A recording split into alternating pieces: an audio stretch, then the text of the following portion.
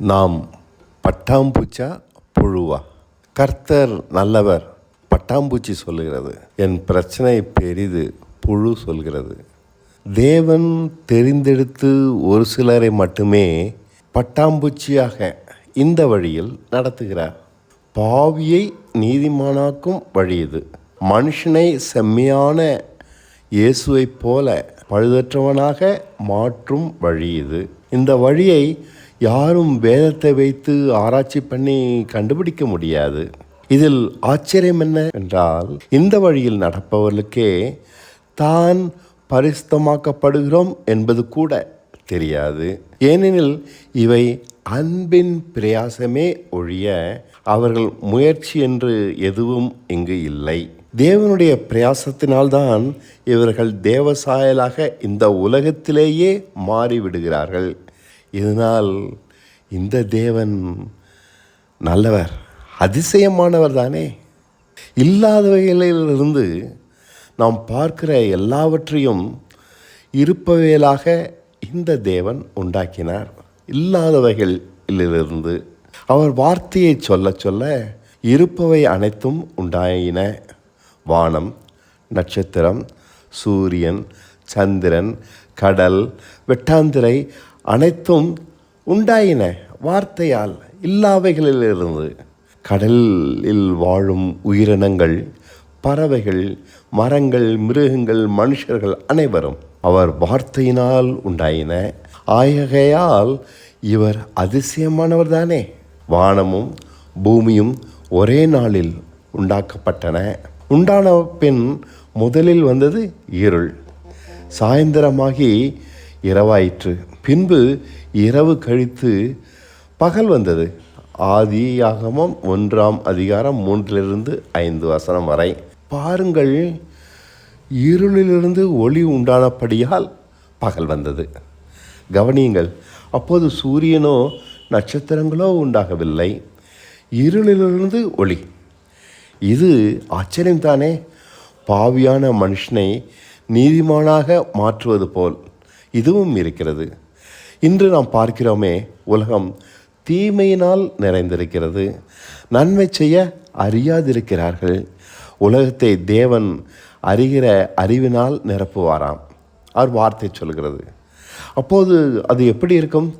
புலியும் மாடும் சேர்ந்து புல்லை மேய்வது போல இருக்கும். சிங்கக்குட்டியும் ஆட்டுக்குட்டியும் சேர்ந்து விளையாடுவது போல இருக்கும் என்று சொன்னால் நம்மால் நம்பவா முடிகிறது? அப்படித்தான் இதுவும். ஆனால் தேவ வார்த்தை சொல்லுகிறபடி இது நடக்கும். ஏசாயா 11 படித்து பாருங்கள். ஆகையால் இந்த வார்த்தையை தரும் தேவன் அதிசயமானவர் தானே. இல்லாதவைகளிலிருந்து சகலவற்றையும் உண்டாக்கினவர்.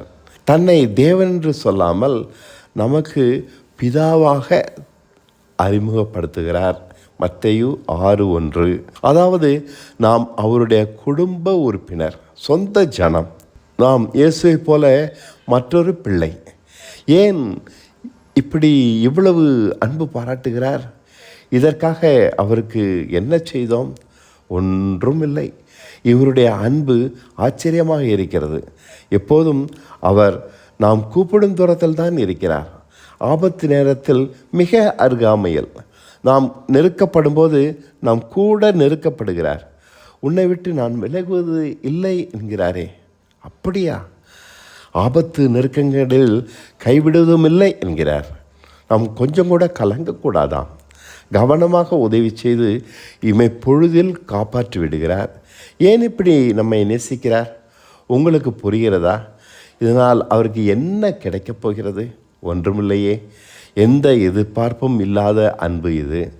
இதனால் இவர் அதிசயமானவர் தானே. நம் வாழ்க்கையை தன் கட்டுப்பாட்டுக்குள் எடுத்து வைத்துக் கொள்கிறார். சகலமும் நம் வாழ்க்கையில் முன்கூட்டியே அவரால் தீர்மானிக்கப்பட்டு இருக்கிறது. சகலமும் நாம் இருக்கிற அவல நிலையும் கூடத்தான். அவர் திட்டமிட்டபடிதான் அனைத்தும் நடப்பதால் எதுவும் அவரை மீறி நமக்கு நடந்து விடாது என்ற நிச்சயம் இருக்கிறது. அவர் அனுமதித்த அளவுதான் நாம் கஷ்டங்கள், நஷ்டங்கள், அவமானங்கள், எதிரிகளால் வரும் ஆபத்துகள் நம் ஒன்றையும் கூட்டவும் முடியாது, குறைக்கவும் முடியாது, எதையும் மாற்றவும் முடியாது. அவர் காண்பிக்கிறபடி வாழ வேண்டும், வாழ்ந்தாக வேண்டும். நம் பார்வைக்கு இது கஷ்டமாக தெரிந்தாலும் பாதுகாப்பானது. மற்றவர்களைப் போல நம் இஷ்டப்படி நடக்க முடியாது என்றாலும் அவர் முடிவு உறுதியானது. ஆகையால் எந்நிலையிலும் நாம் பயப்பட வேண்டாம். எல்லோருக்கும் இப்படி அவர் செய்வதில்லையே. எல்லோரையும் அவர் நடத்த முடியாது. யாரும் அவருக்கு அடங்கி நடக்க மாட்டார்கள். அவர் அன்பை புரிந்து கொண்டவர்கள் மாத்திரமே பணிந்து போவார்கள். தேவ நடத்துதலுக்கு காத்திருப்பார்கள். சுயமாய் எதையும் செய்ய மாட்டார்கள். ஆசைப்படுவதையே மறந்து விடுவார்கள். இதனால் இச்சையற்றவர்களாக ஆகிறார்கள். இச்சையும் ஆசைகளும் அவளுக்கு அவசியமில்லையே. பிதா பெரிய தேவன், இவருடைய குழந்தை நாம். மனுஷனுடைய ஆபத்தான குணமே ஆசைப்படுவதுதான். ஆசை சுயசித்தமாக மாறி பாவத்தை விளைவிக்கிறது என்கிறார் யாக்கோபு 1ஆம் அதிகாரத்தில். பிசாசு அல்ல, அல்லது தேவனும் அல்ல. நம் ஆசைக்கு நாமே காரணம். ஆனால் தேவன் நமக்காக வாழ்க்கையை நடத்தும் போது நாம் ஆசைப்பட வேண்டிய அவசியமே இல்லாமல் போய்விடுகிறது. நமக்காக அவர் சகலவற்றையும் கவனித்து செய்வதால் அன்றன்றைய தேவைக்கு அது போதுமாக இருக்கிறது. நம் சத்துருக்களின் எரிச்சலையும் அது தூண்டி விடுகிறது. அவர்கள் நினைத்த மாதிரி நம்மை அழிக்க முடியவில்லை. அவர்கள் எதிர்பார்ப்பை எல்லாம் அவரே அறிந்து அதற்கு தக்கபடி அவரே செய்து அவர்களை ஒடுங்க பண்ணுகிறார். அவர்கள் உள்ளம் முடிவில் ஏமாற்றத்தால் கரைந்து போகிறது. நமக்கு நீதியின் வழியை சொல்லித்தந்து நியாயமாய் நம் காரியங்களை நடப்பிக்க பழக்குவிக்கிறார். இரக்கமும் மன உருக்கமுமாய் நீதியுமாய் நடக்க பழகுகிறோம். உண்மையும் நேர்மையையும் கற்றுக்கொள்கிறோம். சாதாரணமாக இவை எல்லாம் நமக்கு புதிது. நம் அறிவுக்கு இவை எட்டாதவை. நாம் அவருக்கு பயந்து அவர் கற்பனைகளை காத்து நடப்பதால் நம் சந்ததி பூமியிலே பலத்திருக்கும் என்கிறார் சங்கீதம் 112 1-2 வசனங்கள். அப்படி அவர் கற்பனைகளின்படி இந்த கவனமாக நடக்கும்போது நம் வீட்டை ஆஸ்தியாலும் ஐஸ்வர்யத்தினாலும் நிரப்புகிறார். செம்மையானவர்களாக நம்மை ஆக்கிவிடுவதால் இந்த பக்க விளைவு உண்டாகிறது. ஆகையால் இந்த தேவன் அதிசயமானவர் இல்லையா? நாளைய பற்றி கவலைப்படாதே என்கிறார். என்னடா இது? நாளைய பற்றி நான் திட்டமிடக்கூடாதா? திட்டமிட முடியவில்லை. அவர்தான் எல்லாவற்றையும் பார்த்து கொள்கிறாரே. அவர் இஷ்டத்திற்கு எல்லாவற்றையும் கட்டுப்படுத்தி வைத்திருக்கிறாரே. அவருக்கு அடங்கி இருக்க மட்டும் பழகினால் போதும். தேவனை அறிகிற அறிவு இருந்தால் போதும். வாழ்க்கை இனிமையாக மாறிவிடும். அவர் அன்பை உணராதபடியால் தான் தடுமாறிக்கொண்டே இருக்கிறோம். இந்த வாழ்க்கையை மாற்ற முடியாது.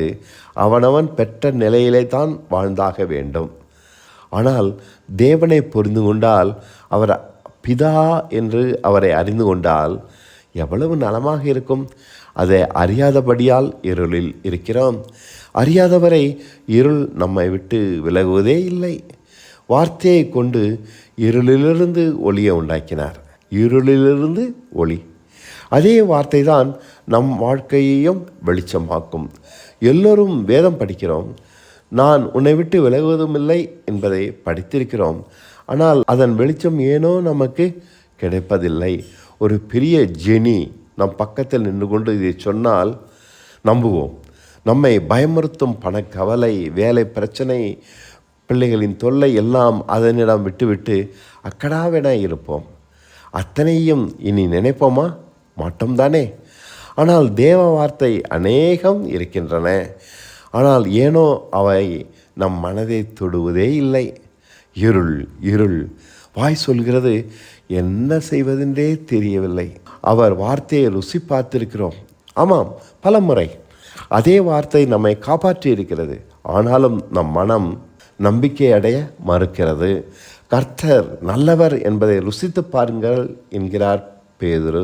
1 பேதுரு 2:1 வசனங்கள். நல்ல அப்போஸ்தலன் அவர். நீங்கள் தேவ வசனமாகிய ஞானப்பாலின் மேல் வாஞ்சியாக இருங்கள் என்கிறார். ஏனெனில் வசனத்தில் களங்கம் இல்லை. ஆனால் நாமோ வஞ்சகம், புறங்கூறுதல், கபடம், பொறாமை இவைகளை ஒழிக்க வேண்டுமே. அதற்கு இப்போது தெரிகிறதா எது நம்மை வசனத்தால் வெளிச்சம் அடையாதபடி தடுக்கிறது என்று? 1 பேதுரு 2:2 இவைகள்தான். நம்மை உணராதபடி தடுப்பது சாத்தான் அல்ல, நம் கபடமுள்ள நாக்கு, வஞ்சனை உள்ள இருதயம், புறங்கூறும் வாய், பொறாமை நிறைந்த மனம். நாமே நமக்கு தடையானோம், நாமே நம்மேல் பூட்டு போட்டு கொண்டு விட்டோம். வெளிச்சம் உள்ளே வராதபடி தடுப்பது நமக்குள் இருக்கிற இருள். கர்த்தர் நல்லவர்தான், அவரை நோக்கி கூப்பிடுகிற யாருக்கும். அதனால்தான் சொல்கிறேன், இருளின் கிரியைகளாகிய இவைகளை களைந்துவிட்டு கர்த்தர் நல்லவர் என்பதை ருசித்து பாருங்கள். அனுதினமும் வாழ்க்கை அப்போது பரலோகமாக இருக்கும். கர்த்தர் நல்லவர் என்பதை ருசி பார்த்த தாவீது வாழ்க்கை எவ்வளவு மகிமையானது நாம் பார்த்திருக்கிறோம். சிறப்பானது, செல்வம் நிறைந்த மன நிறைவானது. உண்மையில் சொல்லப்போனால் அவனை ஆசீர்வதித்து அழகு பார்த்தவர் தேவன்தான். இவைகளை அவன் கேட்கவில்லை. அவர் நல்லவர் என்பதை அதிசயித்து பார்த்து பார்த்து ஆச்சரியப்பட்டான். அனுதினமும் அவன் வாழ்க்கை பரலோகமாக இருந்தது. எனக்கு மட்டும் ஏன் இப்படி செய்கிறார்? என்னை மட்டும் ஏன் கவனிக்கிறார்? ஏன் இப்படி என்னை நேசிக்கிறார்? அப்படியாக யோசித்தான். அவனை மட்டுமா அவர் நேசிக்கிறார்? நம்மையும் தான். நாம் அதை உணரவில்லை, அதை அனுபவமாக்கவில்லை. இருளில் கிடக்கிறோம். அதனால் அவன் உணர்ந்தான், அனுபவித்தான், அதனால் வெளிச்சம் அடைந்தான். இது நம் தப்பு, நம் அறியாமையே காரணம். சகலமும் வசனத்தால் உண்டாக்கப்பட்டன. நாம் கிறிஸ்துவின் சாயலாக வசனத்தால் மாறி இருக்கிறோம். வசனத்தால் மட்டுமே இது சாத்தியமாகும். காலையும் மாலையும் என்னை காத்துக்கொள்ளும் என ஜெபிக்கிறோம். வசனத்தை காப்பதை மறந்துவிட்டு வசனத்தை காத்திருந்தால் நாம் மாறியிருப்போம். கிறிஸ்துவின் நிறைவாகவே. கபடமோ, பொறாமையோ, வஞ்சனையோ, புறங்கொறுதலோ அப்படியென்றால் என்னவென்றே நமக்கு தெரியாது. காலையும் மாலையும் ஜெபிக்க வேண்டாம், காத்துக்கொள்ளும் என ஜெபித்தால்தான் தேவன் காத்துக்கொள்வாரா என்ன? உன்னை விட்டு விலகுவதில்லை என்றாரே. வசனத்தை காத்தால் நம் மனம் தெளிவடைந்திருக்கும். வசனத்தை மறப்பதால் தெளிந்த புத்தி நமக்கு உண்டாகவில்லை. இருளே மனதில் குடிகொண்டிருக்கிறது. வசனத்தை காப்பாற்றுங்கள், அது நிறைவேறும். யாருக்கும், படித்தவன் படிக்காதவன், பணக்காரன் ஏழை, எந்த தேசத்தான் என அது வித்தியாசம் பார்க்காது. வசனத்தை மறக்கிற யாவரும் தெளிந்த புத்தி அடைய முடியாது. இருளே அவர்கள் முடிவாக இருக்கும். வசனத்தை மறக்காமல் அதை காத்துக்கொள்கிற எவனும் வெளிச்சத்தின் மேல் வெளிச்சம் அடைவான். தாவீதைப் போல, பவுலைப் போல அவர்கள் வாழ்க்கை சிறப்பாக மாறும். ஆமாம், இன்றும் இதற்கு சாத்தியம் உண்டு. தேவன் மாறவில்லை, அவர் வார்த்தை மாறவில்லை. அதை காக்கிற எவனிலும் அது பலன் தருகிறது. எவனிலும் அதை மறக்கிற எவனையும் அது காப்பாற்றவே முடியாது. என்ன செய்ய? இதை மட்டும் செய்ய மறுக்கிறார்களே. ஐயோவென புலம்பத் தெரிகிறது. வார்த்தை தரும் வெளிச்சத்திற்கு அடங்குங்கள். அதிக வார்த்தை அதிக அனுபவம், அதிக அனுபவம் அதிக வெளிச்சம். தேவனோடு நெருக்கம் அதிகம் கிடைக்கும். நம் பிரச்சனைகள் தீர்ந்து விடாது. எதிரிகள் விலகிவிட மாட்டார்கள். அப்படியே தான் எல்லாம் இருக்கும். ஆனால் வெளிச்சம் அதிகமாகும். அதிக தைரியம், அதிக மன உறுதியை தரும், நிச்சயத்தை தரும். கர்த்தர் நல்லவர் என ருசிக்க ருசிக்க அவர் அன்பில் திளைப்போம். தாவீதை சவுல் கொல்லத் துரத்தினான். தேவன் சவுலை தடுக்கவில்லை. ஆனால் தாவீது வெளிச்சத்தில் நடந்தான். அதிகமாக அவர் அன்பை ருசித்தான். கடைசியில்தான் சவுல் கொல்லப்பட்டான். தாவீது அதன் பின் ராஜாவாக ஆனான். ஆக நாம் போக வேண்டிய தூரம் தாவீதைப் போல வெகு தூரம். அவர் அன்பில் பெருக பெருக நாம் வளர்கிறோம், நிச்சயத்தில் வளர்கிறோம், தைரியத்தில் வளர்கிறோம். கடிக்கும் பிரச்சனைகள் அப்படியே தான் இருக்கட்டும். தேவ அன்பை நாம் ருசிக்கவே இந்த விருந்து ஏற்பாடு செய்யப்பட்டுள்ளது. பிரச்சனைகள் தருகிற விருந்து இது. அவர் இத்தனை பிரச்சனைகள் மத்தியிலும் நமக்கு நல்லவராகத்தான் காணப்படுவார். ஏனெனில் அவர் நல்லவர், அதிசயமானவர். நம் மனதை இருளிலிருந்து விலக்கி வெளிச்சமாக்க அவர் என்ன வேண்டுமானாலும் செய்வார். பிரச்சனைகளை தந்து உணர்வுள்ளவர்களாக ஆக்கிவிட்டால் போதும். பிரச்சனைகள் நமக்கு தேவ அன்பை காண்பிக்கின்றன, புரிய வைக்கின்றன, அவர் நல்லவர் என. அதனால் அடிபணிகின்றோம். அத்தனை பிரச்சனைகள் மத்தியிலும் இப்போது பிரச்சனைகள் நமக்கு பெரியதாக தெரிவதில்லை. அவரால் ஆளப்பட விட்டுவிட்டோம். இந்த தேவன் இருளிலிருந்து ஒளியை உண்டாக்குபவர். இருளாயிருக்கிற நம் பிரச்சனைகளிலிருந்து நம்மை பிரகாசிக்க பண்ணுகிறவர். உனக்கு அதிக பிரச்சனையா? அதிக பிரகாசம். கொஞ்சம் பிரச்சனையா? உனக்கு கொஞ்சம் பிரகாசம். தேவன் நம்மை உண்டாக்கியவர். நம்மை காட்டிலும் நம்மேல் அவருக்கே உரிமை உண்டு. நம் வாழ்க்கையின் மேலும் தான். அவரிடம் அதை விட்டால்தான் அது சரியாக வரும், உருப்படும். நாமல்ல, அவர் நம் வாழ்க்கையை திட்டமிட்டால்தான் சரி வரும்.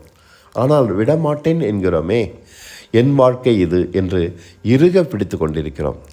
கையை விட்டால்தானே அவர் அதை எடுத்து கொள்வார், புதுப்பிப்பார், கிறிஸ்துவின் நிறைவான பூர்ண அழகாக மாற்றுவார். புழுவுக்கு என்ன தெரியும்? பட்டாம்பூச்சியைப் போல பறக்கவா முடியும்? முடியாது.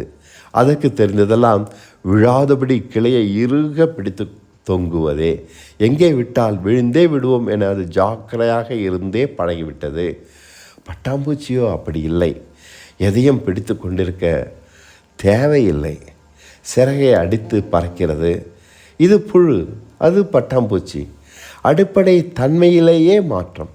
முழுக்க முழுக்க இது சாப்பிடும் உணவு மர இலை, அது சாப்பிடும் உணவு மலர்களின் தேன். இது பயந்து பயந்தே வாழும், ஊர்ந்து ஊர்ந்து போகும். பறவைகள் கொத்திவிடும். பட்டாம்பூச்சியையும் பறவைகள் கொத்தத்தான் செய்யும். ஆனால் அதனால் லாவகமாக பறந்து தன்னை காத்து கொள்ள தெரியும். அதனால் ஒருபோதும் பயப்படாது. பறவையின் மூக்கிலேயே போய் உட்காரும்.